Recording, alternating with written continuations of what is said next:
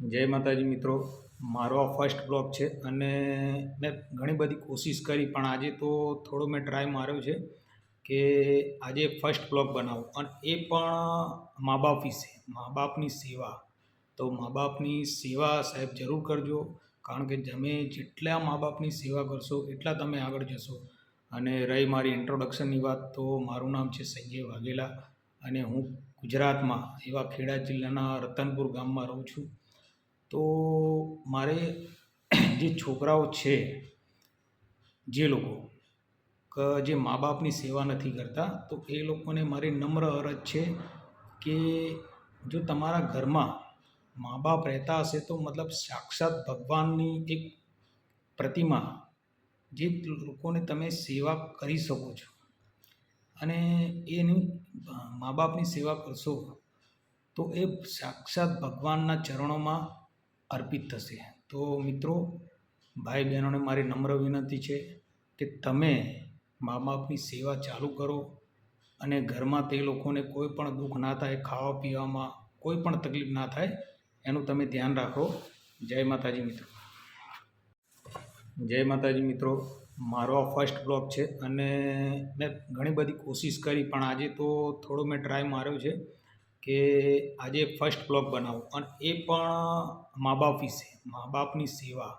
તો મા બાપની સેવા સાહેબ જરૂર કરજો, કારણ કે તમે જેટલા મા બાપની સેવા કરશો એટલા તમે આગળ જશો.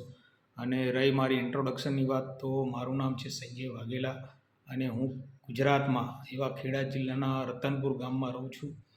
તો મારે જે છોકરાઓ છે, જે લોકો જે મા બાપની સેવા નથી કરતા, તો એ લોકોને મારી નમ્ર અરજ છે કે જો તમારા ઘરમાં મા બાપ રહેતા હશે તો મતલબ સાક્ષાત ભગવાનની એક પ્રતિમા, જે લોકોને તમે સેવા કરી શકો છો. અને એની મા બાપની સેવા કરશો તો એ સાક્ષાત ભગવાનના ચરણોમાં અર્પિત થશે. તો મિત્રો, ભાઈ બહેનોને મારી નમ્ર વિનંતી છે કે તમે મા બાપની સેવા ચાલુ કરો અને ઘરમાં તે લોકોને કોઈ પણ દુઃખ ના થાય, ખાવા પીવામાં કોઈ પણ તકલીફ ના થાય, એનું તમે ધ્યાન રાખો. જય માતાજી મિત્રો. જય માતાજી મિત્રો, મારો આ ફર્સ્ટ બ્લોગ છે અને મેં ઘણી બધી કોશિશ કરી પણ આજે તો થોડો મેં ટ્રાય માર્યો છે કે આજે ફર્સ્ટ બ્લોગ બનાવું અને એ પણ મા બાપ વિશે, મા બાપની સેવા. તો મા બાપની સેવા સાહેબ જરૂર કરજો, કારણ કે તમે જેટલા મા બાપની સેવા કરશો એટલા તમે આગળ જશો.